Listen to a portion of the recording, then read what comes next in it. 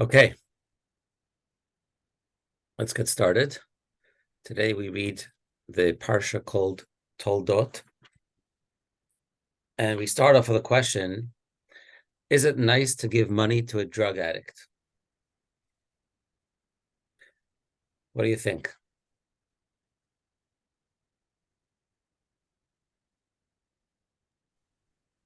No. Not nice? Why not? You're perpetuating the drug addiction. If Okay. a drug addict is not going to think about anything other than getting drugs. I think it's a tough one, Rabbi, but I think the fact of giving or giving help to someone, you're still giving them the option whether they want to buy food with it or do what they want to do with it. I think it's nice, but unwise. Okay. So it's nice, but if you're causing this person to do self-harm, you're not really doing something smart. That's unwise. You're enabling them to continue to harm themselves. Okay, so we'll get back to this issue a little bit later. Let's have a look at the opening words of this week's Torah reading. And these are the generations of Isaac, the son of Abraham. Abraham begot Isaac. So there's an obvious redundancy in these words. And we know that the Torah is very concise, does not waste words. So why would it tell us that these are the generations of Isaac, the son of Abraham? And then tell us, by the way, Abraham was the father of Isaac. We just said, Isaac is the son of Abraham. Now, Abraham and Sarah were childless for many years. Sarah was barren. They could not have children.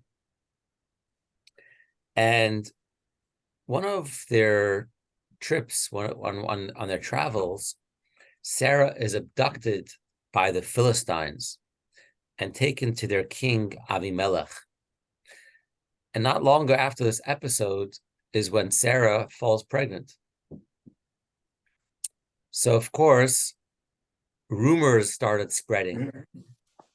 And people said that the father of the child is not Abraham, but Avimelech. Right? So in order to dispel this rumor, God makes a miracle and changes the appearance of Isaac's face to look like his father Abraham. And that's what it means when it says, not only was Isaac the son of Abraham, but Abraham begot Isaac. This explanation comes from Rashi. And he tells us, let's read it in his words. Abraham begot Isaac. Mm-hmm. Since scripture wrote Isaac, the son of Abraham, it had to say Abraham begot Isaac because the scorners of the generation were saying that Sarah had conceived from Avimelech, for she had lived with Abraham for many years and had not conceived from him. She's 90 years old. All of a sudden, she has a child. It must be because she was intimate with Avimelech. So in order to dispel that rumor, what did God do? He shaped the features of Isaac's face to resemble Abraham, so that everyone attested that Abraham had begotten Isaac.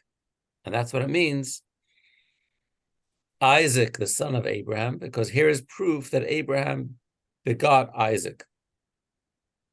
Now, it seems from this commentary that Rashi's implying that Isaac would have looked different than his father, and God going out of his way, so to speak, to ensure that Isaac resembles his father Abraham. Now, the question is, why is that such a miracle? It's only natural for a child to look like his father. Child looked like a parent.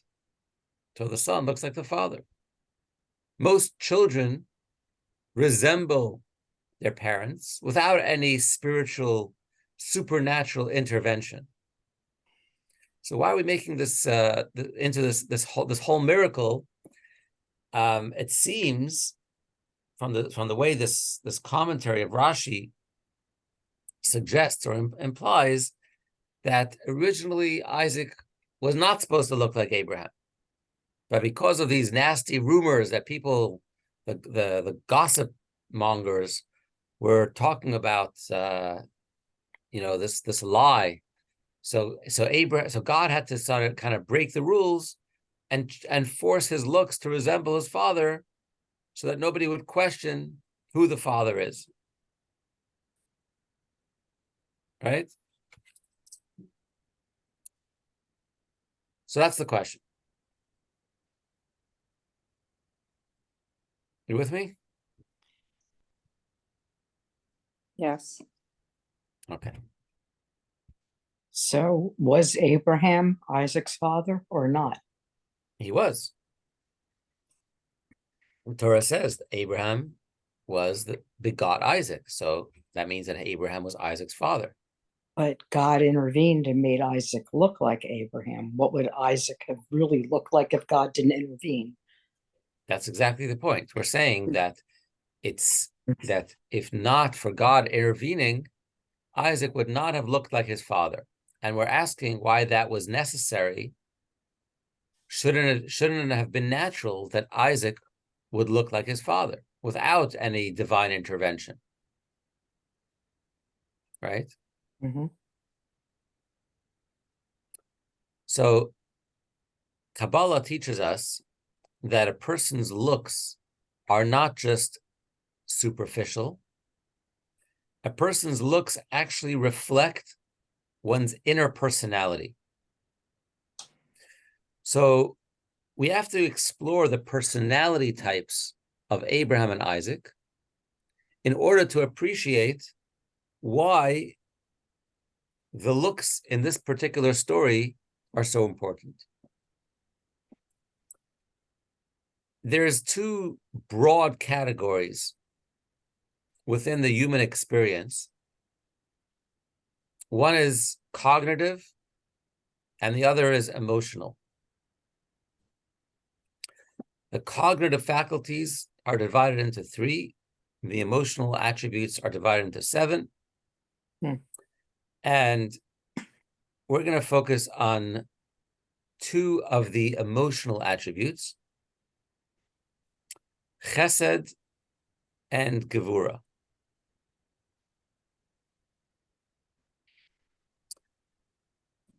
The reason why these 2 are so important is because these 2 attributes are like the umbrella emotional experiences where all other emotions flow from there. So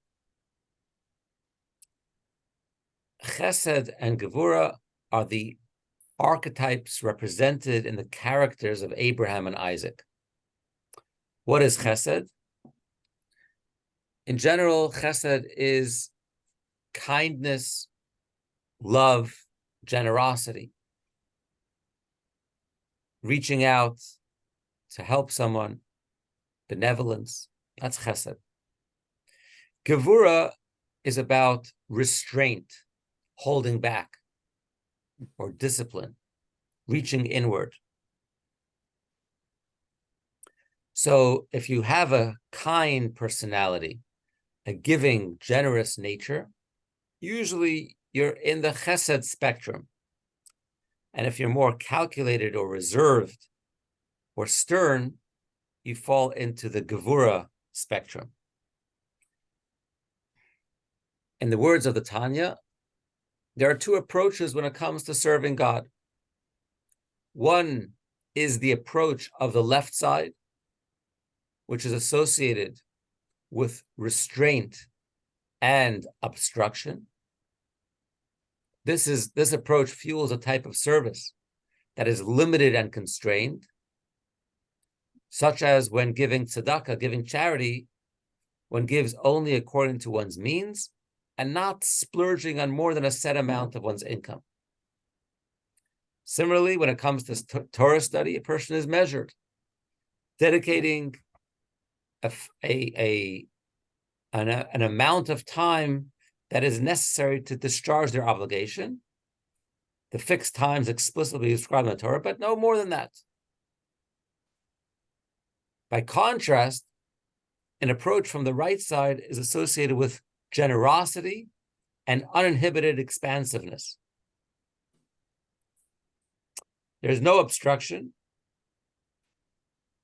or inhibition to this person's generosity of spirit, whether it is in matters of charity or Torah study. They aren't satisfied with simply discharging their obligation, but rather carrying on with no restraint. Now, of course, we're talking about very broad, general terms, and life is much more nuanced than that. Within each person, we might find these two archetypes represented, where at certain times I'm leaning towards chesed, at other times I'm leaning towards a tendency towards gevura. But in general terms, this is the difference between the attributes of chesed and gevura. We have many biblical personalities, characters in the Talmud that are described with one or both of these, either one of these personality types. Rabbi, wouldn't that be like Moshe and Aaron? A little bit different. Moshe and Aaron represent other attributes. Aaron is more peace. Peace and why would And Moshe is more truth. Moshe represents truth. Aaron represents peace. But in the Talmud, for example, you will find two rabbis, Hillel and Shammai, where in general, they argue a lot, and Hillel's rulings are more lenient, and Shammai's rulings are more stringent, right? Hillel had a more generous spirit, and Shammai's character was more stern and disciplined, which resulted in his more conservative rulings. But the most famous examples of chesed and gevura are Abraham and Isaac. The Torah says these are the generations of Isaac, the son of Abraham. The Hasidic masters say Isaac is a prototype of discipline, gevura, whereas Abraham is a prototype of generosity, chesed, as is well known. These two personality types come from, they're deeply rooted in a divine source. In other words, the fact that you have a tendency towards generosity or discipline means that you have a certain soul type, right? A certain character of your soul, which is influencing your natural inclination.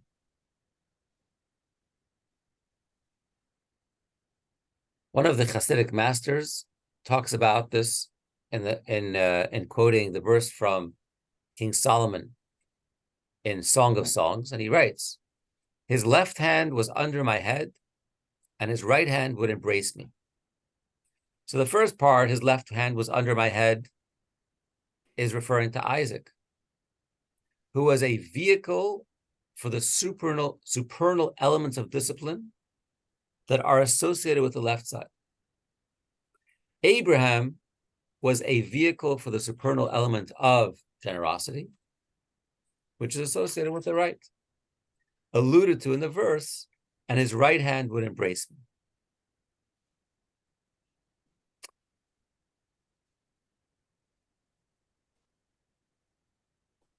Now, when we talk about Abraham and Isaac,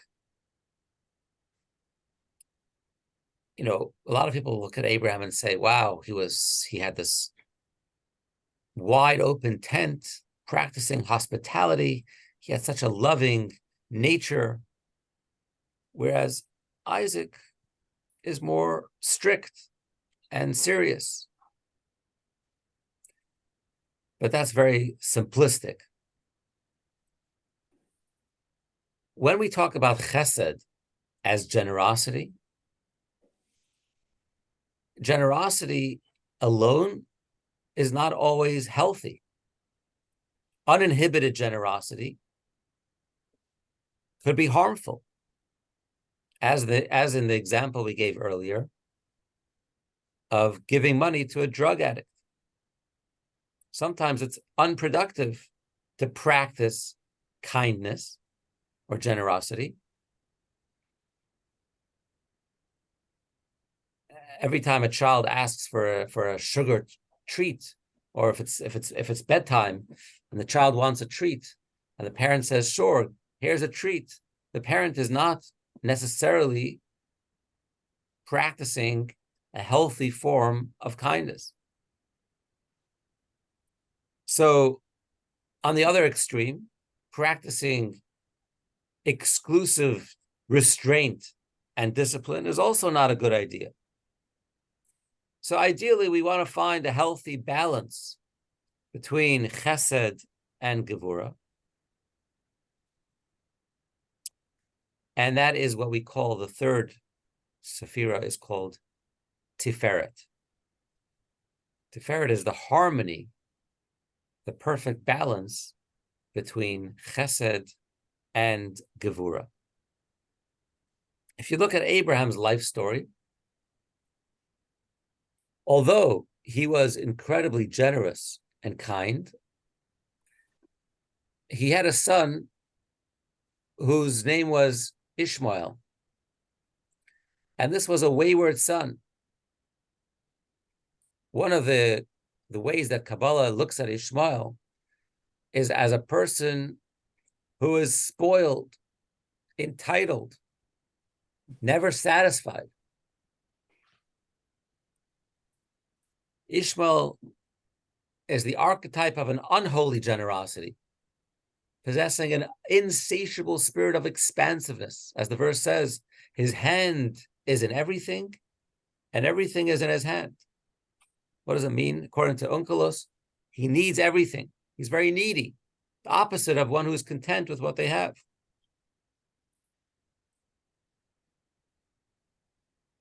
So if Ishmael came out of Abraham,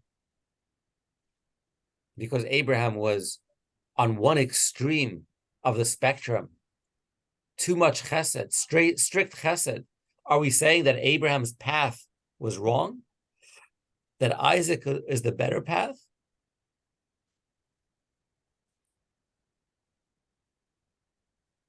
Obviously not. When we are trying to channel our own personalities, we have to recognize that our nature, our natural disposition, our personality is something that we received as a gift from God. So we're meant to use that natural disposition in the best possible way. How do I, if I'm a generous person by nature, how do I make sure to utilize that character trait in the best possible way, in a healthy way? Somebody who's naturally more reserved and more calculated doesn't necessarily need to fight that tendency, but how do I channel it in a healthy way? How do I use this gift of personality that God has given me in the right way?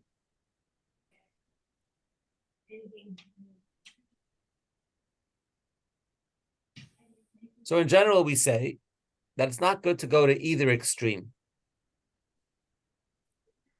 Chesed in the extreme is not healthy. Gevura in the extreme is also not healthy. We have to find the healthy balance.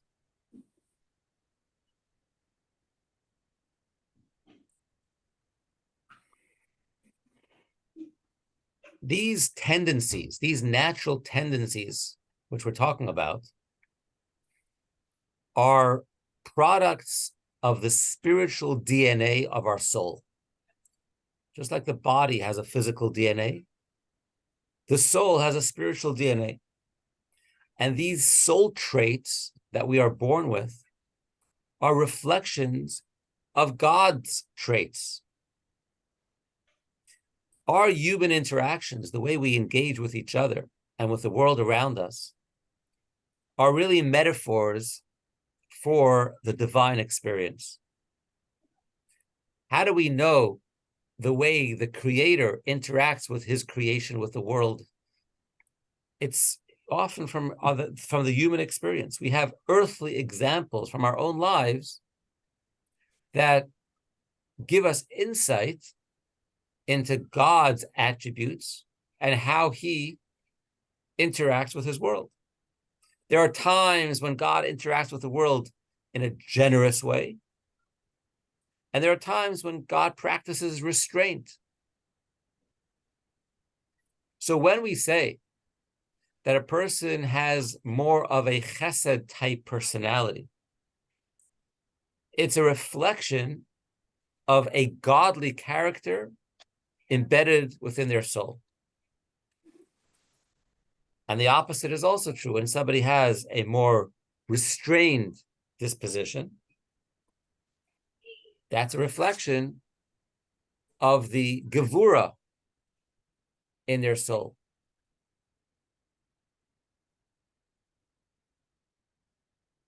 So God manifests himself through 10 different vehicles of expression, where he chooses to interface with the world through these 10 attributes called sefirot.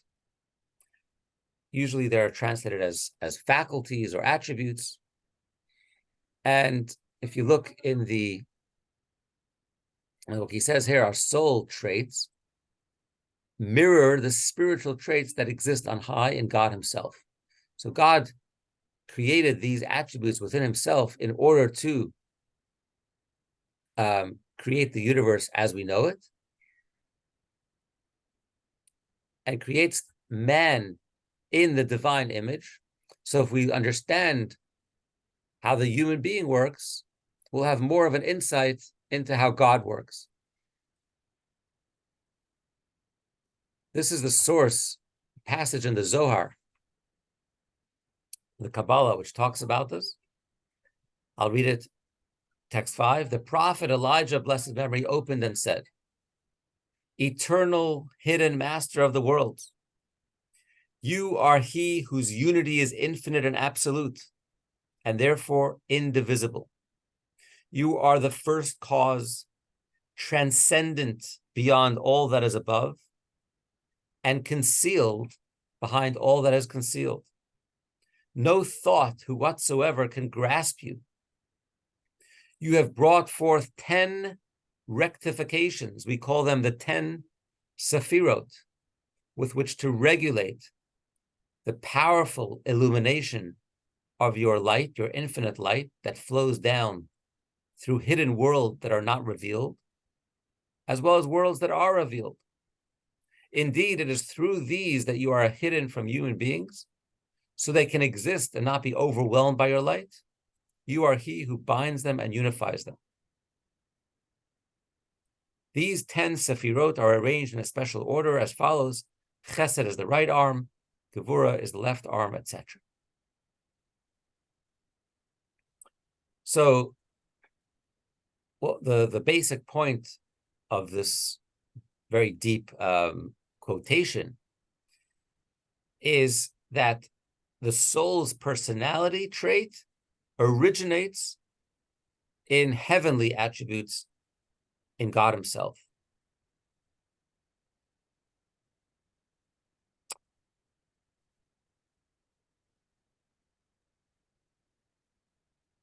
So we said before that if a person discovers that God has given them a certain disposition,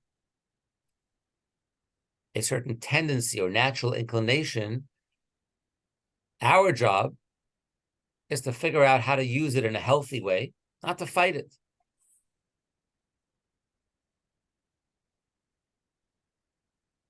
But to embrace it. There's a famous story in the Talmud where a prospective convert came to these two scholars, these two rabbis. First came to Shammai, and he said, "Teach me the whole Torah while I'm standing on one foot."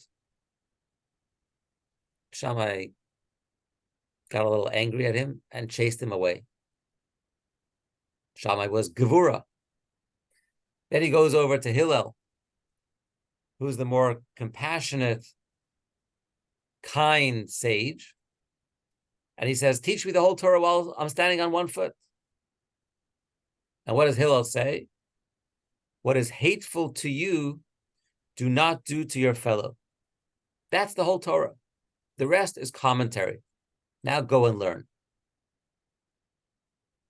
So Hillel's soul was rooted in the attribute of chesed, and therefore it colored his perspective, the way he engaged with the world, with other people. Whereas Shammai had a soul rooted in Gevura. And that's why his halachic rulings, his legal rulings were more stringent than Hillel. Now, of course, the arguments, the rationales were all based on reasons, principles, values. It was all a part of a legal system. But often, when you're looking at an issue, there's more than one way to view it. There's multiple perspectives. And depending on the personality type, that might influence your decision. And what we're saying is that the personality type is not a random feature. It's rooted in your spiritual DNA, in your soul. That's what's going to influence the way you look at life.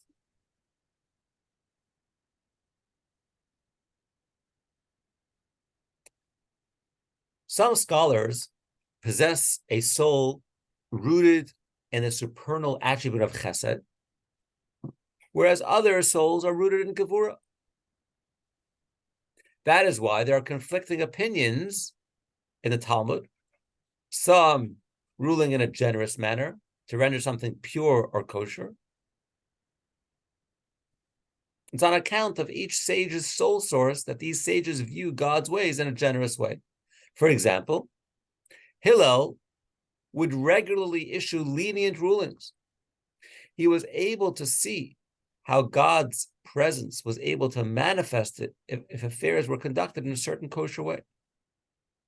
Shammai, on the other hand, was stricter due to the root of his soul in Gevura. That swayed his thought process to issue stricter rulings to render things impure or unkosher. He understood that for such things, it was impossible for God to be manifest.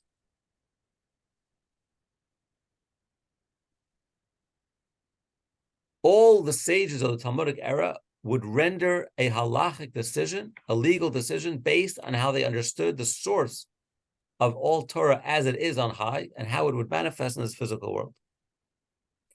So what we're saying here is that you might have a court with different judges giving different perspectives, different opinions, and the opinions are implications of their soul personalities. To take this a step further,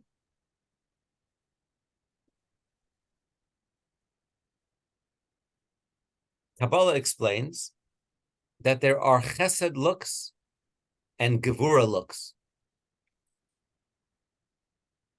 In other words, it's not just our opinions or our legal rulings that are impacted by our soul personalities, but even our facial forms, our features, and our overall demeanor is the result of our soul personality.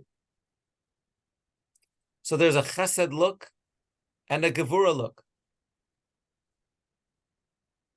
A person looks at you and can tell where your soul is rooted.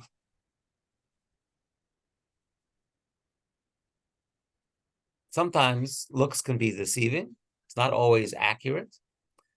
But many times you can tell a lot about a person from analyzing their natural look.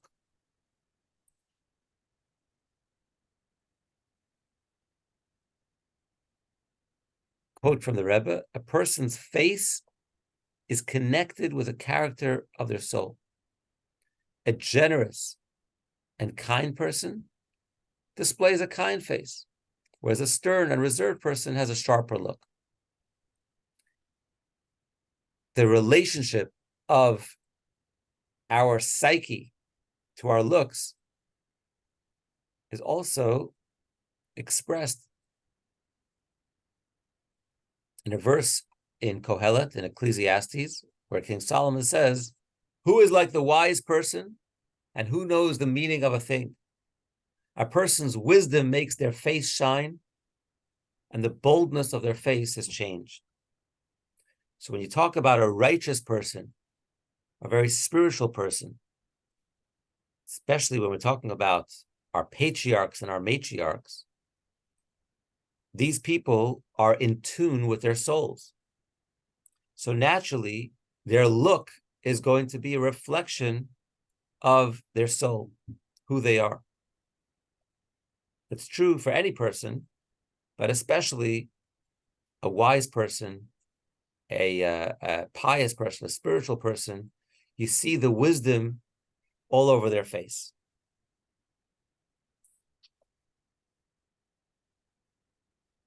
Any questions so far?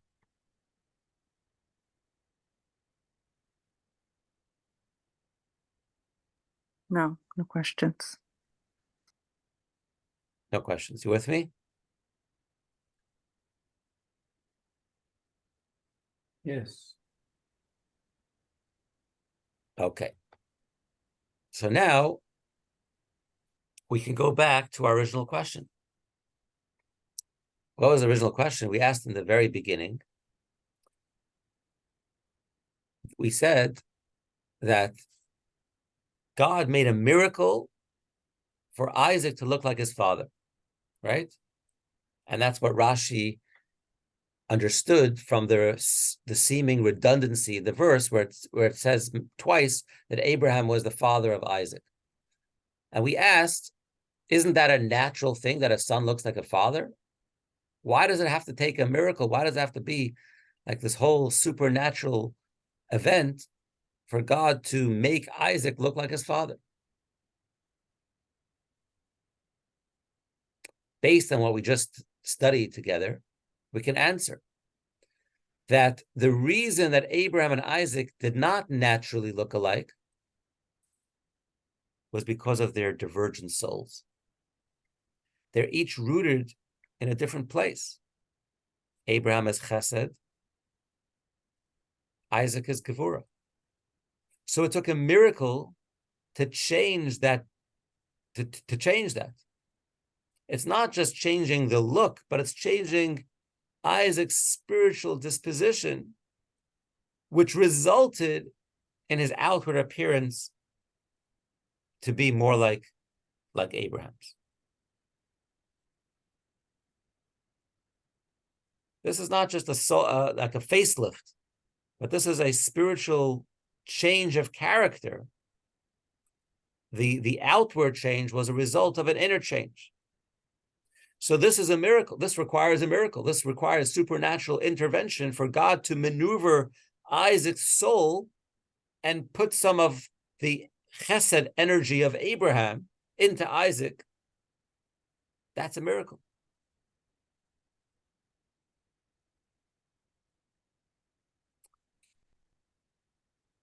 So now that God changed Isaac, so to speak, to resemble his father, his gevura is no longer this raw, uninhibited discipline or restraint that we know gevura is. It's a healthier kind of gevura because it's tempered, it's blended with chesed as well.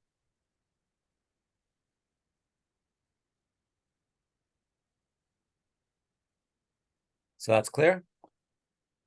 Now we answered our question, right?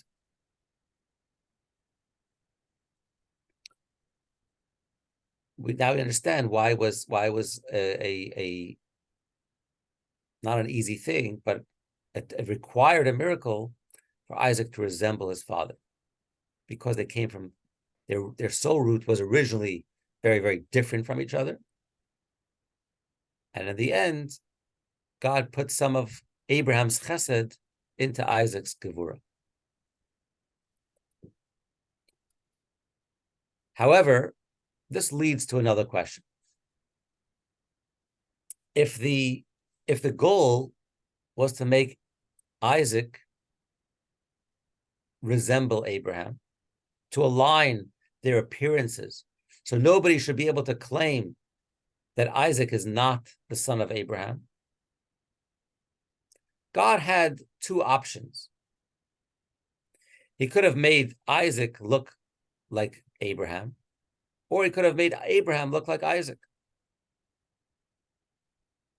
Right? Either one would have worked if you want to convince the gossip mongers or the naysayers that Abraham and Isaac were father. Abraham was Isaac's father, right? Could have gone both ways. So why did God choose to make Isaac look like Abraham and not the other way around? Any thoughts? Yeah, it's a lot easier to make the baby look like the father because the father's already established for 99 years. Okay, very good. So we're talking about Abraham being known and under, people have seen that face for all those years and they know who he is and what he is. Right. So it would have been a more difficult miracle to change Abraham's face because of his age and because of his people recognized him, rather than manipulate Isaac's face. Perhaps, Yes, Sophia? perhaps because Sarah was kidnapped by Abimelech, the king, and people were saying that the child Isaac was not Abraham's son, so he had to look really like him, so there'll be no naysayers.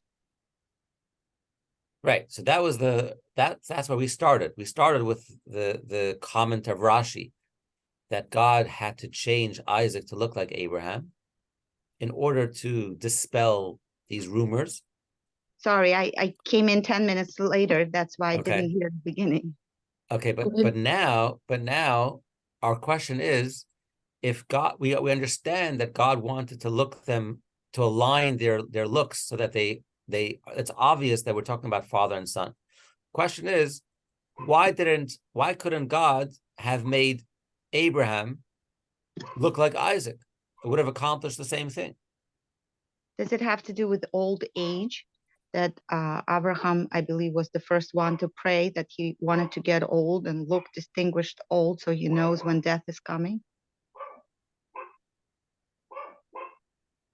Rabbi, may I ask you something? Yeah. Maybe they didn't or wouldn't change Abraham because then he would no longer look like Ishmael's father. Okay, good point. So Well, with Abraham had two sons, Isaac and Ishmael. That may So, account for the differences between their personalities. But if Abraham didn't continue to look like Abraham, then people would say it wasn't Abraham. okay, you're saying they already got used to Abraham's looks. So Yeah, if he looked different, they'd say he isn't the same person. Not to mention, Okay. it might have given Sarah quite a start if her husband didn't look the same way. Okay, so these are all very important and accurate answers. But remember, we're not just talking about practical considerations, which miracle is easier, or which could have accomplished it in an easier way. We're also talking about the Kabbalah's approach to looks. We're saying that a person's outer appearance reflects their inner soul makeup.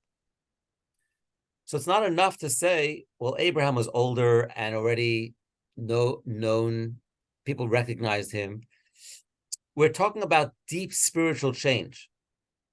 So it's true that Abraham was older and Abraham was wiser, but there's also got to be a spiritual reason why God specifically chose to change the energy of Isaac's soul to be more like Abraham, rather than change the energy of Abraham's soul to be more like Isaac. And once we understand this, the advantage of one over the other, we'll be able to apply it to our own lives as well. So usually, when we are faced with a decision and we have dilemma, we rely on our natural disposition to make a decision one way or the other. And so if I have a tendency towards generosity, I'll often fall back into my default generosity mode and make that decision based on that tendency. I'm comfortable with that. It's my comfort zone. And even if somebody comes and gives me a different perspective, a more disciplinary approach of how to behave, I'll usually fall back to my natural disposition. However, in life, sometimes we encounter dilemmas or choices where we have to make decisions, not just in a knee-jerk reaction to which I'm going to use my default tendency, but it's a more delicate situation. And I have to really think about which approach is a better approach given the factors that I'm dealing with. So often, the advice that we give, and we've spoken about this in the past, is the importance of consulting with an objective party, whether it's a rabbi, whether it's a mentor, whether it's a friend, somebody that can guide us in, making the right decision. But not always is that an option. We don't always have the opportunity to consult with someone. Sometimes a decision has to be made in the moment, and we kind of need a rule of thumb to go by. What's the general approach of the Torah? So the Torah says, if you want to be safe, the general fallback position is always chesed. Choose kindness and generosity. So the reason that God chose to change Isaac's disposition to be more like Abraham and not the other way around is for this very reason. Is that when there's a question of which approach to take, right? Whether there's a question between a generous approach versus a disciplined approach, the former is always a better choice. It's always better to err on the side of being too generous rather than being too disciplined. So Isaac is naturally Gevura, and Abraham is naturally Chesed. So if we want to change one to be more like the other, we're going to change Isaac to be more like Abraham.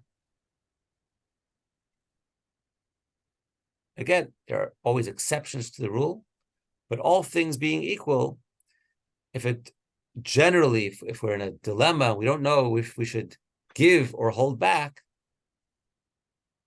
we should practice positive reinforcement or negative reinforcement. Giving is always the safer bet. And that is a very powerful life lesson that we can apply in our situations.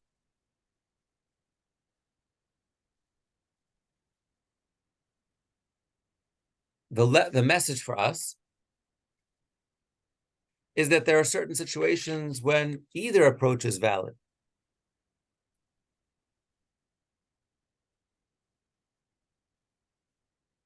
Either with generosity or restraint. When in doubt as to which to choose, we should always choose generosity.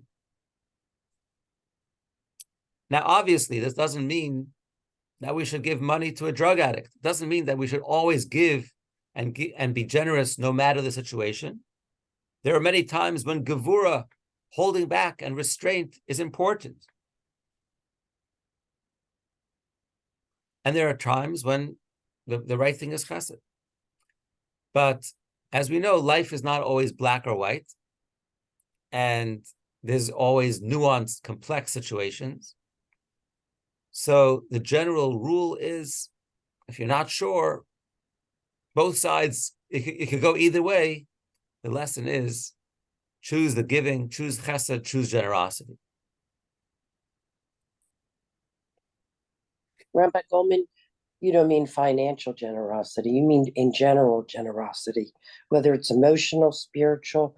It's not necessarily financial, correct? In all areas, right? Okay, right? okay, yeah.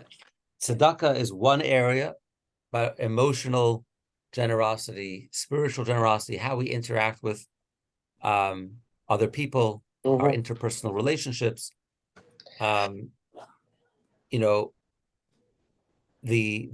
Torah's mandate is always to err on the side of benevolence.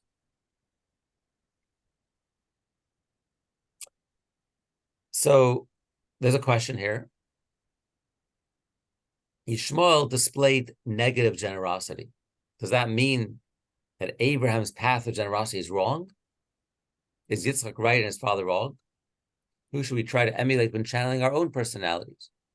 And the answer is, both paths are correct when channeled properly. When channeling our own personalities, each person is encouraged to work with and within the personality type given to them by God. But even though we do have our natural tendencies, and each of us have that fallback position, the point of the story and the detail of why Isaac was given some of Abraham's chesed is because generosity is usually the best approach. So this brings us to the famous Mishnah in Ethics of the Fathers, Pirkei Avot, where Hillel said, "Be a student of Aaron, love peace, pursue peace, love all creatures, and bring them closer to the Torah." Now, it's a very nice teaching, but there's a very big question on the word creatures. Why does Hillel use the strange term to refer to people? I mean, there's a lot nicer words you could choose besides calling them creatures. So a creature seems like a derogatory term. What does a creature mean? A created being, right?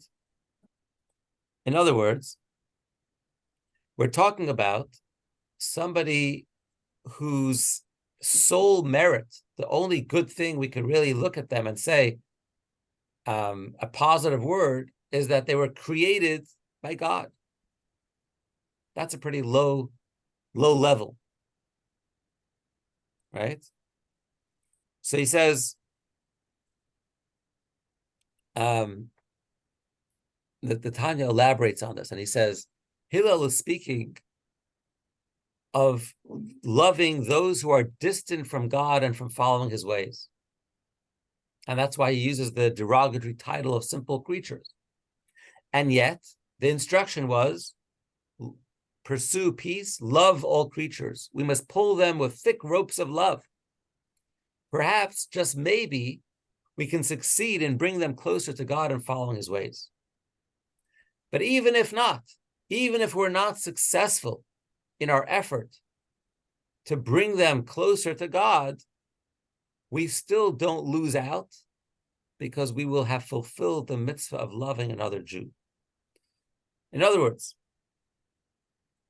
he's saying, first of all, when you show love and care to another person, you're practicing the principle of loving your fellow as yourself.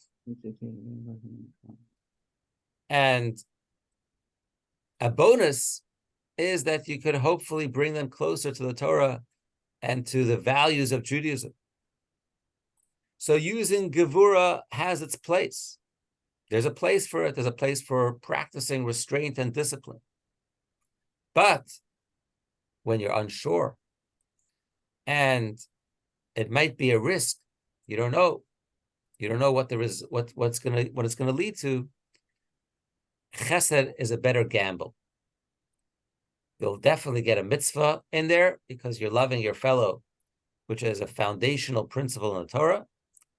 And if you use that approach, you'll most likely be able to achieve your goal of bringing them close to God as well. So the bottom line is, when in doubt, choose chesed. Abraham was the archetype personality of chesed, whereas Isaac was originally the archetype of Gevura. We said that neither trait is good in the extreme. They should usually be tempered one with another to find a healthy balance. The harmony is called tiferet, which literally means beauty. That's when you take chesed and gevurah together, you get the harmony of tiferet. We also talked about the importance of embracing the personality trait that God has given each of us. That is our gift, because it's part of our soul makeup. It's coded as part of our soul DNA. And where does that come from? Where does our soul come from? It's a mirror of God on high. So a human tendency for a specific attribute like generosity is because it's rooted, his or her soul is rooted in God's tendency for kindness.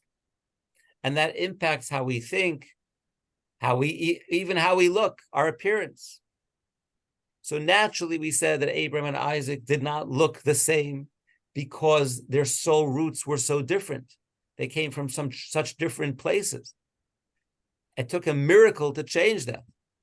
God changed Isaac's look, but also his disposition to be more like Abraham. And we said the reason why God did that, and the lesson for us, is because when you're faced with an option of leaning towards one side or the other, chesed or gevura, we should always default to choose the path of chesed.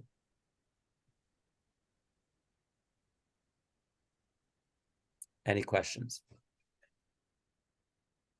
I have a question, if I may, about the personality type, because one needs to know the personality type. For example, for Abraham, being more restricted, like especially with his tests culminating in binding of Isaac, was more difficult. So knowing his personality type, we can see that his personal development was more acquiring, more gevura. So if one knows that Hesed comes naturally, like for Abraham, one must probably work on Gevura, right? Exactly. That very good point. If somebody, so for Abraham, whose natural tendency was kindness, he had to temper that kindness with Gevura because, like we said, uninhibited chesed could be harmful.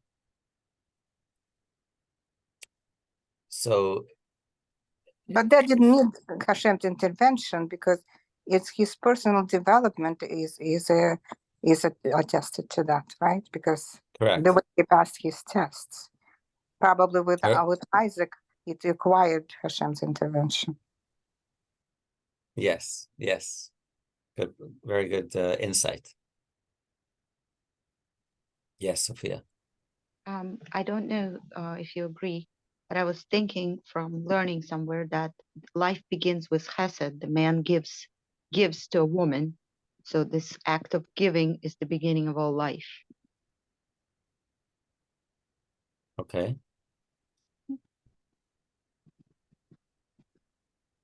Well, in the relationship of husband and wife, there's the imagery of giver and receiver.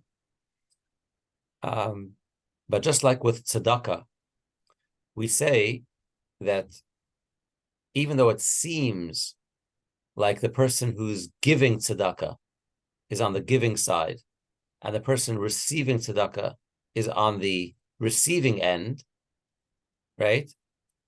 The truth is that the recipient of the tzedakah is also giving because they're giving the opportunity to the giver to give. A relationship requires both parties. And in a certain sense, both parties play both roles. So yes, in a physical sense, the husband is the giver, the wife is the receiver. But in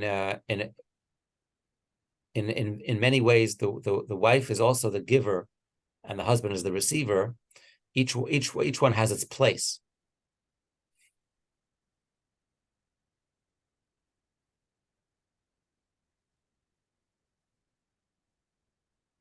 That's in Hasidic terminology, it's known as mashpia and makabel.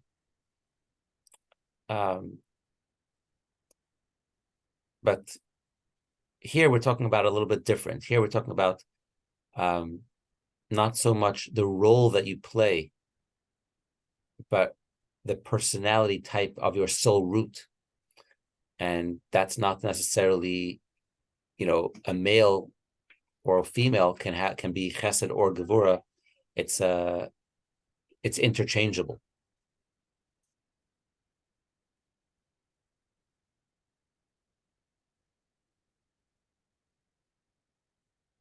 Somebody else had a question? Rabbi, I was just thinking that why would there have to have been a miracle when God, if you change a baby's face, you're going to shock the mother. No? And how long did it take before the face changed? It's, if God knew that this was going to be an issue, why wouldn't this have been done before birth as opposed to after birth? Maybe it was. We don't really know at what point this change happened. So it might have actually been in the womb already. Okay. It's possible. I didn't see that detail in the commentaries. Just a thought. Yeah.